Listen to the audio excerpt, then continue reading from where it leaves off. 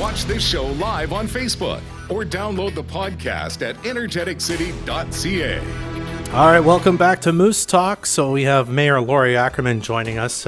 Mayor, the microphone working now, I think? I believe it is. Oh, thank goodness. Not that I've ever been accused of needing one before. All right. Well, again, we were kind of talking a bit about 100th Street. It was Sure. our first topic. Tell us a bit about how that's going. What have you heard about it so far, and what are you hearing from people, pro and maybe even con? Yeah, well, you know what? With every infrastructure project, there's always going to be challenges, and we knew that going into it, and that's why I started to say earlier that we actually bumped the actual start year back so that we could ensure that the access for a lot of the businesses along the way would be available to them, would be paved and managed in a much easier way. And so now here we are. This is the third year. And again, still, there's always challenges when there's an infrastructure project. We have a very narrow construction window in the north, and our economic development staff and the engineers are very aware of that. So they've been working with those who have been coming to us with problems, and we're looking at how we can mitigate those. One of the issues that we had is the Salvation Army's Northern Center of Hope needed the hydro plugged in, and they finally got around to doing that, and so that's torn up the back alley on in between 99th Avenue and 100th Avenue. Yeah.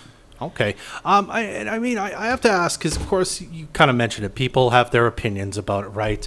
At this stage, is there any thought, from a political side to you, maybe the council even, of should we address these concerns? Is it too late for us to think about if this was the best way forward, or are you still you're sticking to your guns that despite sort of the haters, if we want to call it that, this is what we're doing and this is the way forward and we're happy with how it's going to turn out? Right. So when you get started on a project, there's to change gears, halfway through is crazy. But when you consider the amount of consultation that was done to do this, to be brutally honest, I hear a lot of positive. Yeah. I hear people who either own, operate, or work in businesses in the part that is already done, and they're talking about how traffic is not backed up anymore because you've got that dedicated left turn lane. The pedestrians feel safer walking, through that area. So hearing a lot of good things about how it looks. And we just hosted the North Central Local Government Association here the beginning of May. And I can tell you, our colleagues from across northern BC that were up here were absolutely envious of the work that's being done in Fort St. John. What we do in 1 year is pretty much what they do in 10 years. Okay. I want to move on to the overdose prevention site and services sort of building that was slated to be set up. Now, it looked like it was starting to move ahead. The permit was withdrawn by the land owner, if I remember right. I just wanted your take on that. Is there more the city maybe could be doing to make this easier so that we can make this reality for Northern Health and for people who would be using something like OPS and their services that would be housed in a building like that? So this entire project and service lies squarely on the shoulder of the health authorities, and that's what was outlined in the ministerial order. I think it was back in 2016. Yeah. The Northern Health, and that's why I asked the questions. Did you do your consultation? And they said yes, we've done it. And I said, okay, and it turned out that there wasn't a significant amount of consultation done on it. And so, they're back at square one, and we will wait patiently until they bring forward another proposal. I also want to move on to this. We heard this story about you worked with BC Housing, you and/or the council, to help kind of house a Ukraine refugee family in the passive apartments, is my understanding of it. I wonder if you could talk a bit about that and kind of how that came to fruition, and was it you were reached out to, or was it something you said, we've got the space, we got to do this? Well, actually, I was contacted by the settlement workers and school staff over at School District 60.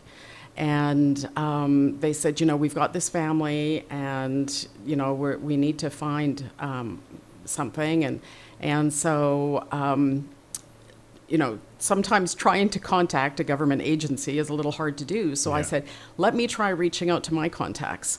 And so I did. And it went from there, because we knew that there were rooms in suites in that building. And so, it was just being that catalyst. I reached out to my contacts. They were very receptive. And the beautiful part of it is that there also may be some job opportunities for them. Mm-hmm. It's right down the hill from the high school where their son would be going to school, and it was just a win-win-win for everybody. I see. Has there been any more, as they've reached out again, has there been any more talk about maybe more people being helped in this similar way? Well, the provincial government talks about, more Ukrainian refugees coming, but I have not seen or heard of anything. Mm-hmm. Okay. I also wanted to talk about this, of course. I guess the 25th year of the Peace River Agreement was just celebrated. I think you probably talked for 25 minutes just on how important that's been for Fort St. John. What does this milestone mean to you? I don't think you were there right at the beginning, but you've seen it unfold, and you helped I think you were part of the re-signing of it recently in the last few years. Again, talk to me a bit about that and what that means to the city. Yeah. So anyone who's lived here pre-2003 would know that 50% of our roads were gravel with open ditches. Yeah. We in fact have a picture of I think it was a D8 cat that was trying to pull a grader out of the mud down in Annafield. Mm-hmm.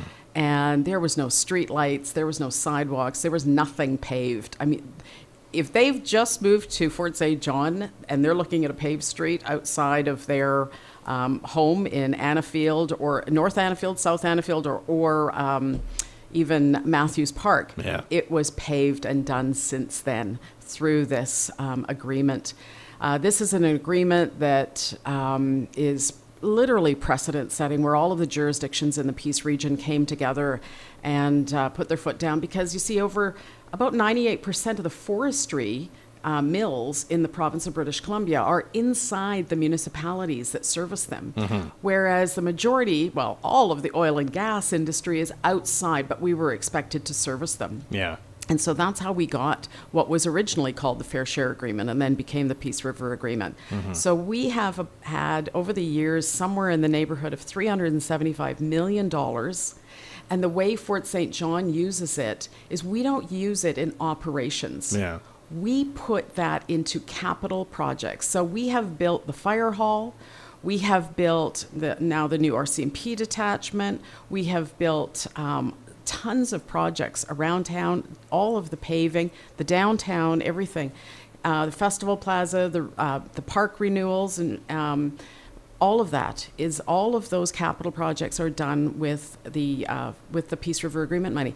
The only exception to that is water and sewer, because years ago the feds had laid down the law after Walkerton, Ontario had its issue with not properly investing in water and sewer infrastructure. And so that's the only component of our capital budget that stands alone. I mean, it's certainly a big advantage that, a city like Fort St. John seems to have over where other cities might have to raise taxes in order to pay for things like that. Well, we've got this other huge revenue stream to kind of, as you say, build capital projects, right? Yeah. Yep. Okay, let's look forward a bit. Actually, this is looking back. My apologies first, but I call it Fort St. John coming back. Now, I don't mean that Fort St. John ever left us, but this spring and summer, we're seeing events coming back. Mandate restrictions have kind of been lifted from, the COVID kind of era. Tell me about that. What's that meant to you as kind of the representative of this city to see all these things coming back when there may have been times where it didn't seem like we'd ever get back to it? Yeah. I think we are we're blessed to have a community that was ready and willing to come back. And I can tell you, looking at the events that have happened this summer, and sold out events, and that kind of stuff have just been so remarkable. There's been so many businesses and agencies, nonprofit organizations that have really struggled through how to manage through all of this, the city included. That it's good to finally be able to see our family and friends and in a robust way. Was there ever a time where you were overly concerned that this might not happen, that it would be, we'd be shut down for too long, or it would just be so hard to come back afterward that we might not see the events that we're seeing in the busy summer and the wonderful summer that we've seen around town? Was that ever really a concern for you, kind of in the midst of things? Yeah, it's when you see the entrepreneurs, the businesses, especially the small and medium-sized enterprises that were really taking a hit. They were the ones that are the backbone of our community, and that's why I started the Mayor Standing Committee for Economic Recovery. And we took the funds that would come from your business license, and rather than keeping it into the regulatory framework that we had it in, we pulled it out and stuck it in economic development. And so we've created facade upgrade programs that have been really well used. And you just go around town and you can see some of the facades that have been upgraded downtown. And in the businesses, we created the grant for the nonprofit organizations to help them with the PPE that was required for their agency, and we're looking at some more to help with reopening. I mean, a big part of that's just even been arts and culture. The growth of it's been massive. I mean, just one example, Energetic County Fair. I think Dale came to you guys in February or March for council originally, and then put that on like months later. Of course, all the events going on at Festival Plaza this summer with music in the park, movies in the park, which we're a part of. The new manager of arts and culture and the strategy and all that, I wonder if you could talk a bit about that. And again, what it's meant to you to see that coming back as well and kind of exploding, given the new kind of manager that we have who's kind of you in charge of that. Well, I think it's important to have a robust community, and not everyone is sports minded. They, more arts and culture, and that's a beautiful part of the community. So we need to have that celebration. We need to be able to have these events, to put them on. See, we have a community development organizer, and we were one of the only communities in northern BC to have a staff person like that, because quite often volunteer groups, as much as they wanted to put on an event, they didn't have the capacity within their organization. And so we created that position by bringing an arts and culture manager into the fold. We're going to be able to make that aspect of the community that much more robust. I do want to talk about this now, of course, because we are talking about your retirement, but you're not done yet. So I wonder what's left for you before the elections and sort of your term as mayor kind of effectively ends. What are you hoping, if anything, to accomplish before then in kind of your final few months in office here, and what are you hoping to see? Well, there's a lot more work that needs to be done. We've got First Nations communities that own fee simple land inside the city that would like to have an MOU signed. So I'm working on that. There's a rail analysis that was done by the Resource Municipality Coalition, and talking to industry about some of the themes around that rail analysis and what can be done to be the catalyst to bring in more industry that needs rail, or how do you expand the existing industries that use the rail, and how do you just make that a little more efficient? And CN was a part of this report, so I'm pleased to say that they're very aware of the recommendations that come from that.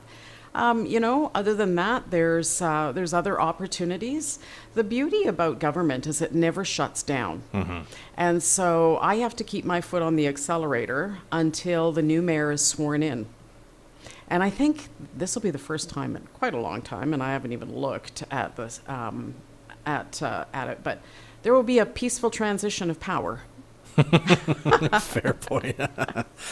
Well, and I mean, let's talk about your retirement. First of all, we're not using the word retirement. I apologize. It's okay. You're not running for re-election. Yeah. Why now? What kind of led to this decision that you said, I think it's time to do something else, or to hand the reins off to the next person? Well, this isn't a career, right? This is an opportunity to be a significant part of the community, but you give up a lot. So, you mentioned 11 years. 11 years as a mayor, but 6 years as council. That's 17 years. This is not about, why do this? It's why not do this, right? I still have significant work that I could be doing. Yeah. I'm just going to shift that over to the private sector. And I'm already getting calls to do that. I get to decide which dragons I'm going to slay when I get up in the morning. And last weekend I was triple booked on the weekend. This weekend I've got one event on Sunday, and next weekend, oh heavens, the weekend of the Fall Fair, I am triple booked again. So you think it'll slow down a bit kind of after you're done? Are you looking forward to that, having a little more time? I'm looking forward to it. I'm looking for my grandson and myself and his sibling. We don't know if it's a little boy or girl yet. Fair point. Are proud owners of a new ice cream making machine. So it's time to learn the fine art of ice cream making. All right. And then what do you hope for kind of with the next council and the next mayor then? I mean, you've established a lot of things in your time. Reconciliation is a big deal for you. You've been working hard on that. What are you hoping they carry the mantle on, they continue to do? What's your hope for the next council as you transition into being a constituent, not just an elected official? In every municipality in the province of British Columbia, and every local government for that matter, we require an official community plan. And that really lays out the direction that your city is going to go. And I hope that when our new official community plan is done, and I would assume that the next council is going to kick that into gear within the next few years, that they really listen to the community. The one thing when I became the mayor, I asked how we were consulting with the community regarding Site C. Not the technical aspects of Site C, how the community would be impacted. And so in the summer after I was elected in 2012, it was a summer that I will never get back. But what it gave to us was such a significant awareness of the city. And from that, we were able to get that precedent-setting community measures agreement. I think that since then, quite a few of the staff members, and myself included, have become members of the International Association of Public Participation. We've understood the value and the importance of public participation, of getting out there engaging with the public, getting that feedback, and then moving forward with that feedback. And that was done on the Downtown Action Plan, it was done on the Recreation Plan, Transportation Plan, OCP, Site C, you name it. That's the process we take. All right. Well, we're going to have to leave it there, Mayor Ackerman, but I really appreciate you taking time and working through the technical difficulties with this morning. Thank you again for coming on Moose Talks. Every project has infrastructure issues. Yeah, absolutely. Take care. All right. That's the mayor of Fort St. John, Mayor Lori Ackerman.